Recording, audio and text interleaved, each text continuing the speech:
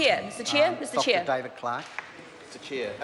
Mr. Chair, markets make excellent servants and terrible masters. And I want to say that why I support this amendment so strongly is because it is a way of ensuring that the market works in support of human aspirations and in terms of creating a livable environment for New Zealanders. An affordable one, most importantly.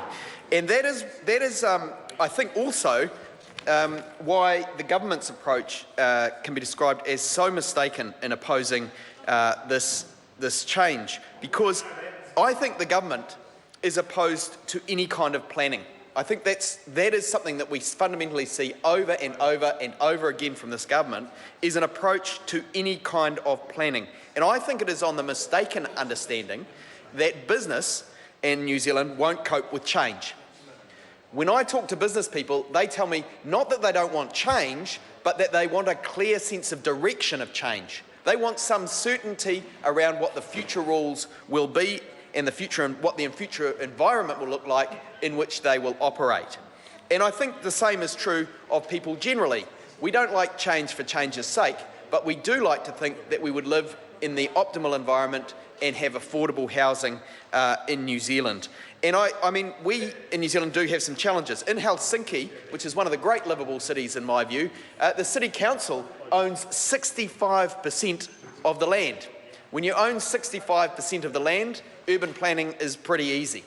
It becomes a very simple thing to do. In New Zealand, it's not true that the Auckland City Council owns 65% of the land. So we have a different proposition that we deal with here. What we do need to do is make sure that when we do have changes in terms of the urban boundary and so on, that there is real planning around what happens so that we get the best value for New Zealand citizens. And in this policy, which is represented in the amendment that is before the House in David Parker's name, we are hoping that we will create an environment where there is more planning. The NPS that's proposed, the National Policy Statement on Urban Growth, in Section 12, Subclause 2, the proposed National Policy Statement on Urban Growth must contain a prohibition on the use of urban growth boundaries within a regional district plan where official statistics predict there will be population growth, suggests a way of doing planning that looks to where the growth is going to be and that makes sensible planning around it so that business and people and everybody can have an environment where we know what change is coming. What it will also do is give councils the opportunity to purchase land for future development at rural prices, rather than having to buy off speculators and land bankers who have seen the changes ahead, who have brought up the land and then who sell on to councils and other developers at extraordinary prices because they are making use of a system that is broken and does not serve the citizenry properly, but rather is tilted in favour of those land bankers and speculators in our housing market.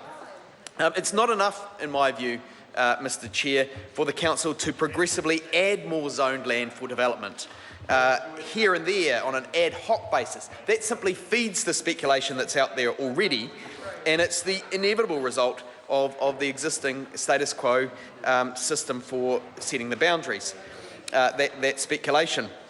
We need integrated transport and infrastructure planning, and this particular change permits that to happen in a way that is good for the citizenry, that makes sure that we have affordable new infrastructure, affordable housing and livable cities in New Zealand, Mr. Chair. And because if New Zealand is going to be the kind of country that prospers in the future, it has to be a place where talent wants to live. It has to be a place where talent can afford to live, Mr. Speaker. So when we're talking about attracting overseas people here with talents, when we have our own skills shortages to meet, we want to train New Zealand people, but we also want to attract people rather than presenting them with the most unaffordable housing market in the world, where people overseas can't even imagine to come and live in our biggest city. This change that is proposed in this bill is one that I wholeheartedly support, and I congratulate David Parker on putting it forward. It is one that will make a real difference for our biggest city, and could too also, Mr. Chair, I would suggest make a difference to other cities around New Zealand. Now let me talk about, Dunedin. I would like to talk about Dunedin. I'd also like to talk about Queenstown. So in Dunedin, we have some serious infrastructure challenges, Mr. Chair, born of a city that has been there, obviously, for some time. Mr. Chairman. Jamie Lee Ross.